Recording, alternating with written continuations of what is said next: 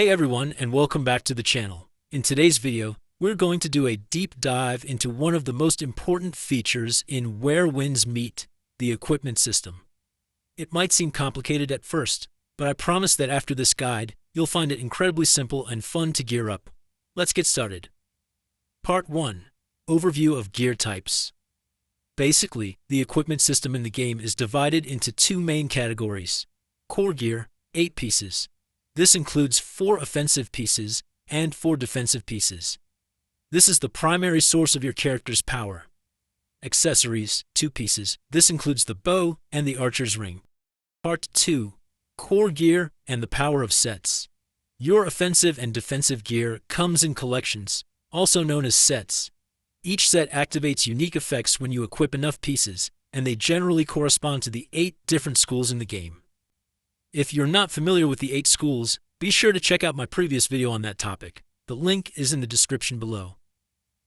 A complete gear set will grant you 2 powerful effects. Equipping all 4 offensive pieces will activate a damage-oriented bonus, while the 4 defensive pieces will activate a survival-oriented bonus. So the big question is, are these gear sets difficult to farm? Let me answer that for you right now. No, it's super easy. Part 3. The most efficient way to get set gear. The easiest and most common way to get gear is by opening gear chests.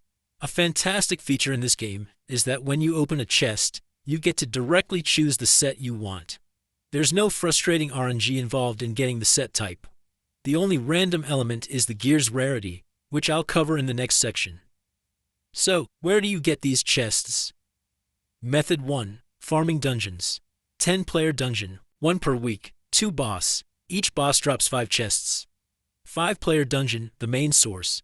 This is the easiest place to farm chests. After each boss kill, you can spend up to 180 vigor to open 18 chests. If you farm this dungeon, you'll never run out of chests. Method 2. The weekly shop. The limited time shop sells a maximum of 20 chests, and it resets every week. Method 3. World drops. You can also get gear from killing mobs in the open world, but the drop rate is low and the set you get is random, so this is just a minor source. Part 4. Gear rarity and unlocking bonus stats. Gear in the game has 5 rarities: white, green, blue, purple, gold. The higher the rarity, the more bonus stat lines or affixes the gear can have. Up to a maximum of 5 bonus stats and 1 special stat. And here's the exciting part. These bonus stats are completely random and are revealed through a process called appraisal or unlocking affixes. Let me show you an example. Here's a gold rarity item I just got from a chest. As you can see, it has no bonus stats yet. Now, I'll go to the enhancement interface and use other gear as fodder to unlock its hidden stats. Show the gear appraisal process on screen. On the left, you can see the bonus stats being revealed. You can unlock them one by one or all at once. The stats you get are completely random. It could be attack power, crit rate, bonus damage percent, etc. So, getting that perfect piece of gear with all the right stats will take a bit of luck and resources. Now, for some important tips. Tip 1.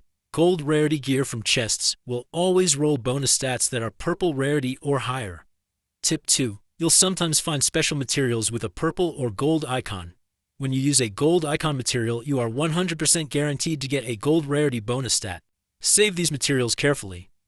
But the first stat always random, so for the perfect equipment, I recommend you wait until Find One win, with first bonus stat is gold. Tip 3. Extremely important.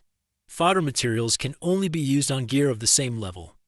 Level 81 fodder only works for level 81 gear, and level 91 fodder only works for level 91 gear. Don't make the mistake of saving gold icon materials from lower levels, because they will be completely useless when you reach the level cap. Part 5. Accessories, bow and archer's ring. Finally, let's talk about the 2 accessories, the bow and the archer's ring. Both of these items must be crafted. They also have rarities and bonus stats just like core gear, but their priority is much lower. They don't directly increase your character's main stats. Their effects are mostly focused on the damage of the bow, which isn't used that frequently. My advice is not to focus too heavily on these items when you're starting out. Crafting them can be quite time-consuming because the materials in the world have a respawn timer. usually around 12 hours. Crafting the perfect accessory can take several days of gathering, so just take your time with these.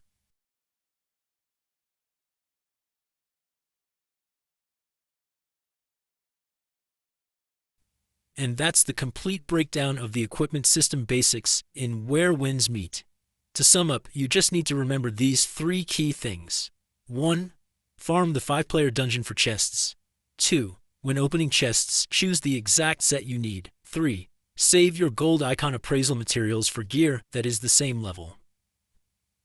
I hope this guide was helpful. If you have any questions, feel free to leave a comment down below. Thanks for watching, and I'll see you in the next video.